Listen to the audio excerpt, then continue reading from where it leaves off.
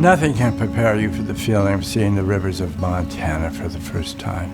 Not pictures, not stories, not even a movie like A River Runs Through It. The stillness or the rush of the water both speak to the depths and power of nature in a way no camera can capture, no writer can quite pin down. This land, unbothered by man, owned by the hawks, the fish, the moose who come and drink from the waters. When you behold it, it takes your breath away. It's something you never forget. I'm Tom Skerritt, and when I joined my friend Robert Redford in 1992 to film A River Runs Through It, nothing could have prepared me for the grandeur of those waters. It was a story, an emotion picture that celebrated the glorious essence of the rivers of the West. The story was as much about the land and the rivers as it was the plot and the people. All you had to do was turn around and take it in. There's an interconnectivity that rivers provide beyond just being a natural thing, but they're part of humanity. Nature doesn't have a voice unless we pick that voice up and share it with people.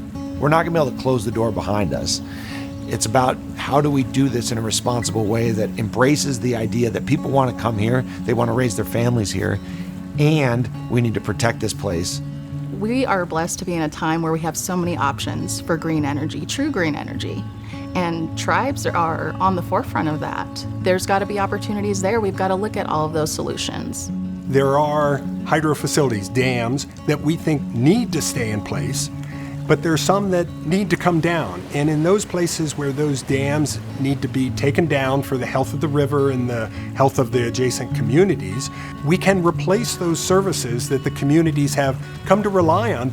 The region's talking about the pros and cons of dam removal, but it's something that, again, we're all working together to determine, while the dams are in place, what can be done to improve the conditions for fish and wildlife around those projects. We've got the technology, we can restore these rivers, but it's very much a partnership effort and doing it in sync with the natural world. We have to work together a little more to try and appease both sides, but we really need to include Mother Nature in that, right? Trying to replicate the natural environment rather than just pleasing A or pleasing B.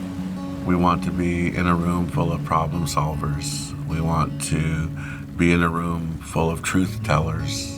That's what makes me proud, is that this is a collective effort of all of our people. We can figure this out, but to be committed to having wildlife, an abundant wildlife, having clean rivers that support trout. Once you've got that firmly in your character, then the rest of it is just working it out, and it's simple. We can make an impact even at the smallest level, and if that message can be amplified, then more people can understand that even all of these little parts add up to something big. These rivers, they contain the ages. They still hold all the stories. And those stories, the ones we will never know, feed the ones that we're living now. How can we share these marvels and still keep the waters and the surrounding wonder pristine? Helping you to answer this question is the reason we are bringing you this series.